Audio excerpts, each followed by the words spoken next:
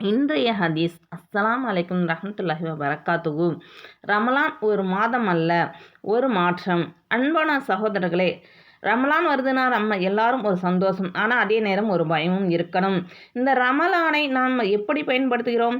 ஏன்னா ரமலான் திரும்ப திரும்ப வர்றது போல தோணினாலும் ஒவ்வொருவருத்துக்கும் எத்தனை ரமலான் கிடைக்கும் என்று யாருக்கும் தெரியாது.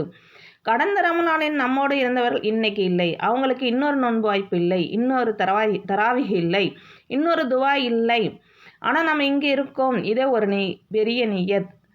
ரமலான் ஏன் இவ்வளவு முக்கியம்? ரமலான் பசி கஷ்டப்படுகிற மாதம் இல்லை. இது நம்ம உள்ளத்தை ரீசெட் செய்த மாதம், அல்லாஹுவோட உறவை புதுப்பிக்கும் மாதம். ரமலான் ஏன் இவ்வளவு முக்கியம்? இது சாதாரண நாட்கள் அல்ல. நம் மனசு நிறைய விஷயங்களால் பிஸி ஆகிடும்.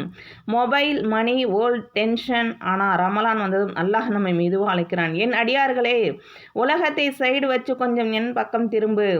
நோன்பு வயிறுக்காக மட்டும் இல்லை. நோன்பு என்றதும் நம்ம நினைப்பது சாப்பிடக்கூடாது, குடிக்கூடாது.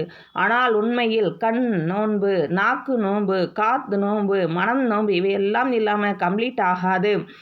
நோன்பு இருக்கும்போது நம்மால் போய் பேசாமல் இருக்க முடிகிறது, கோபத்தை அடைக்க முடிகிறது, ஹராமை தவிர்க்க முடியுது. உருக்கமான துவாக்கள். ஏ அல்லாஹ், இந்த ரமலான் எங்கள் வாழ்க்கை மாறும் ரமலானாக ஆக்கித்தா. நோன்பு வயிறுக்காக மட்டும் இல்லை, அவள் உள்ளத்திற்காக இருக்க எங்களுக்கு தௌஃபிக் தா. குர்ஆனை எங்களுக்கு வாழ்க்கையின் வழிகாட்டியாக மாற்றித்தா.